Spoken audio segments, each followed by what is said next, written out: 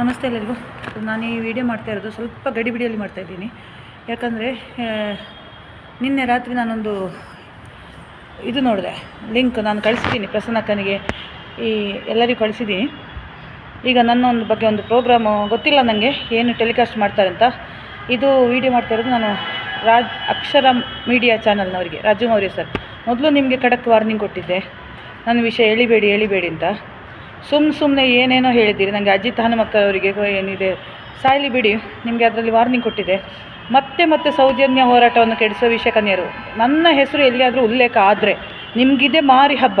Raju Maurya sir, ಆಯಿತಾ? ನಾನು open ಆಗಿ ಹೇಳ್ತಾ ಇದ್ದೀನಿ, ನನ್ನ ಉದ್ದೇಶ ಸೌಜನ್ಯ ಹೋರಾಟ ತಪ್ಪಿಸೋದು ಆಗಿರಲಿಲ್ಲ, ಇನ್ನೂ ಅಲ್ಲ. ನಾನು ಸೌಜನ್ಯ ವಿಚಾರ ಮಾತಾಡ್ತೀನಿ, ಸೌಜನ್ಯ ನ್ಯಾಯ ಸಿಗಬೇಕು ಅಂತಲೇ. ಸೊ ನಿಮಗೆಲ್ಲ ಗೊತ್ತಿದೆ, ವಿಷಯ ಸ್ಟಾರ್ಟ್ ಆಗಿದ್ದು ಒಂದು ಪ್ರಶಾಂತನಿಂದ. ಅದು ಬಿಡಿ, ಅವ್ನು ಸತ್ತೋಗ್ಲಿ ಎಲ್ಲಿ ಬೇಕಾದರೂ, ಆಯಿತಾ? ನೆಕ್ಸ್ಟು ಆ ವಿಷಯ ರಿಸಾಲ್ವ್ ಆಯಿತು. ಫೆಬ್ರವರಿ 6ಕ್ಕೆ ಪ್ರಸನ್ನಕ್ಕೆ ಕ್ಲಾರಿಫಿಕೇಷನ್ ಕೊಟ್ಟ ಮೇಲೆ ಮ್ಯಾಟ್ರ್ ಕ್ಲೋಸ್ ಅಂದ ಮೇಲೆ 3 ಪುಡಾರಿಗಳು, ಶ್ರೀನಾಥ ಶೆಟ್ಟಿ, ಗುಳ್ಳೆನರಿ ಹರಿಣಾಕ್ಷ ಶೆಟ್ಟಿ, ನೆಕ್ಸ್ಟ್ ಈ ನಾರಾವಿಯ ಡಗಾರ್ ವಿಜಯ, ಇವರು 3 ಸೇರಿ ಒಂದು ಗ್ರೂಪ್ ಮಾಡಿಕೊಂಡು ನನ್ನನ್ನು ಟಾರ್ಗೆಟ್ ಮಾಡಿ ನಿನ್ನೆ ತನಕ ಕೂಡ ಟಾರ್ಗೆಟ್ ಮಾಡ್ತಾನೇ ಇದ್ದಾರೆ. ಇದಕ್ಕೆ ನಾನು ಕಾನೂನಾತ್ಮಕವಾಗಿ ಆ್ಯಕ್ಷನ್ ತಗೊಂಡಿದ್ದೀನಿ, ಆಯಿತಾ? ಅದಾದಮೇಲೆ ಈ ವಿಷಯವನ್ನು ಮಹೇಶ್ ಅಣ್ಣನಿಗೆ ತಿಳಿಸೋಣ ಅಂತ ನಾನು ಕಾಲ್ ಮಾಡಿದರೆ, ಮಹೇಶ್ ಅಣ್ಣ ನನಗೆ ಆಡಿದ ಮಾತೇನು, ನಾನು ಅದು ಕೇಳಿರಲಿಲ್ಲ ಫಸ್ಟಿಗೆ. ಮಹೇಶ್ ಅಣ್ಣ ನನಗೆ ಏನಂದರು, ಎಂಡ್ ಆಫ್ ದ ಕಾಲಲ್ಲಿ ಅವರೊಂದು ಕೆಟ್ಟ ಶಬ್ದ ಯೂಸ್ ಮಾಡಿದರು. ಅದು ಡಿ ಗ್ಯಾಂಗಿನವರಿಗೆ ಆಹಾರ ಆಯಿತು. ಒಂದು ಸೌಜನ್ಯ ಹೋರಾಟದಲ್ಲಿ 3 ವರ್ಷ ಗುರುತಿಸಿಕೊಂಡು ಒಂದು ಮಹಿಳೆಯನ್ನು ಅವಾಚ್ಯ ಶಬ್ದದಿಂದ ನಿಂದನೆ ಮಾಡಿದ ಮಹೇಶ್ ಶೆಟ್ಟಿ ತಿಮರೋಡಿ ನನಗೆ ಕೇಳಿದರು. ನಾನು ಅದು ಗಮನಿಸಿರಲಿಲ್ಲ, ನನಗೆ ಅದು ಕಳಿಸಿ ನಿಮಗೆ ಗೊತ್ತಿಲ್ವ ಅವ್ನು ನಿನಗೆ ಯೂಸ್ ಮಾಡಿದ ಶಬ್ದ ಅಂತ ಕೇಳಿದರು. ನಾನು ಮತ್ತೆ ಗಮನಿಸಿದಾಗ ನನಗೆ ಹೌದು, ಅವನು ಯೂಸ್ ಮಾಡಿದ ಒಂದು ಶಬ್ದ ಅದು ನಾನು ಹೇಳೋದಿಲ್ಲ.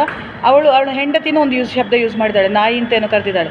ನಾನು ಹೇಳಿದೆ ಅವನ ಹೆಂಡತಿಗೆ ಕರೆದಿದ್ದದು ಆ ವರ್ಡ್, ನನಗಲ್ಲ. ನಾನು ಸ್ವೀಕರಿಸಲಿಲ್ಲ ಆ ವರ್ಡನ್ನು. ಸೊ ಮಹೇಶ್ ಶೆಟ್ಟಿ ತಿಮರೋಡಿ ಕರೆದಿದ್ದು ಅವನ ಹೆಂಡತಿಗೆ ಆ ಬೇವರ್ಸಿ ಎಂಬ ಶಬ್ದವನ್ನು. ಇನ್ನು ಅವಳು ನಾಯಿ ಅಂತ ಕರೆದಿದ್ದು ಅವಳ ಗಂಡನ. ಇದು ಅವರ ಸಂಸ್ಕಾರ, ಇದು ಮಹೇಶ್ ಶೆಟ್ಟಿ ತಿಮರೋಡಿಯ ಸಂಸ್ಕಾರ. ಇದು ಮ್ಯಾನುಫ್ಯಾಕ್ಚರಿಂಗ್ ಡಿಫೆಕ್ಟ್ ಅಂತಾರೆ. ಅವರನ್ನು ಸರಿ ಮಾಡೋರು ಯಾರು ಇರಲಿಲ್ಲ, ಅದಕ್ಕೆ ಅವನು ರೌಡಿಯಾಗಿ ಬೆಳೆದ, ಗೊತ್ತಾಯ್ತಾ? ನಿನ್ನೆ ಮತ್ತೆ ಎಲ್ಲ ಹಿನ್ನೆಲೆ ನಾನು ವಿಚಾರಿಸಿದಾಗ ಈಸ್ ಎ ರೌಡಿ ಶೀಟರ್ ಗೊತ್ತು ನನಗೆ.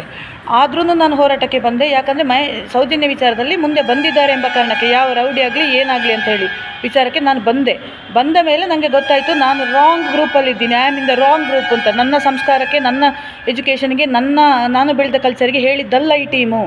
ನಾನು ನಿನ್ನೆ ನನ್ನ ಮನೆಯಲ್ಲಿ ಮಾತಾಡೋಗ್ಲೂ ಹೇಳಿದೆ, ಅಯ್ಯೋ ನಾನು ತಪ್ಪಿ ಹೋಗಿಬಿಟ್ಟೆ, ಯಾಕೆ ಹೋದಿ ನೀನು ಆ ಟೀಮಿಗೆ ಅಂತ. ಹೋಗಿ ಒಂದು ಅನುಭವ ಆಯಿತು, ಕೆಟ್ಟ ಅನುಭವ ಆಯಿತು, ಹೊರಗೆ ಬಂದೆ. ನನ್ನ ಫ್ಯಾಮಿಲಿಗೋಸ್ಕರ ಹೊರಗೆ ಬಂದೆ. ನಾನು ಇದನ್ನು ಕ್ಲಾರಿಫಿಕೇಷನ್ ಕೊಟ್ಟಿದ್ದೀನಿ. ಈ ಕೆಟ್ಟ ಟೀಮ್ ಜೊತೆ ನಾನು ಇರಲ್ಲ. ಇವರ ಉದ್ದೇಶ ಸೌಜನ್ಯನಿಗೆ ನ್ಯಾಯ ಅಲ್ಲ, ಸೌಜನ್ಯನ ಹೆಸರಲ್ಲಿ ದುಡ್ಡು ಮಾಡಬೇಕು, ಪ್ರಚಾರ ಬೇಕು.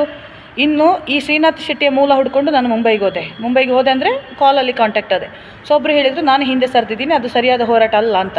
ಸೊ ಇದರ ಹಿಂದೆ ಈ ಶ್ರೀನಾಥ ಶೆಟ್ಟಿ ಹಿಂದೆ ಮಹೇಶ್ ಅಣ್ಣ ಅಲ್ಲ ಅಂತ ಹೇಳಿದರು.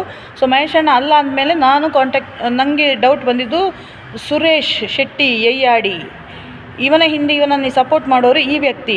ಇವನ ಹಿನ್ನೆಲೆ ನೋಡಿ ಫೇಸ್ಬುಕ್ಕಲ್ಲಿ ಸರ್ಚ್ ಮಾಡಿದರೆ ಅಲ್ಲಿ ಪ್ರೊಫೈಲ್ ಪಿಕ್ಕಲ್ಲಿ ಈ ಸುರೇಶ್ ಶೆಟ್ಟಿ ಯಯ್ಯಾಡಿ ವೀರೇಂದ್ರ ಹೆಗ್ಡೆ ಅವರ ಜೊತೆ ಇರುವ ಫೋಟೋ ಇದೆ. ಸೊ ಈತ ಅಸಲಿ ಹೋರಾಟಗಾರನ, ನಕಲಿ ಹೋರಾಟಗಾರನ. ಅಲ್ಲಿ ವೀರೇಂದ್ರ ಹೆಗ್ಡೆ ಅವರ ಜೊತೆ ಕಾಂಟ್ಯಾಕ್ಟ್ ಇಟ್ಟುಕೊಂಡು ಸೌಜನ್ಯ ಹೋರಾಟಕ್ಕೆ ಬರೋನು ಇವನೆಂಥವನು.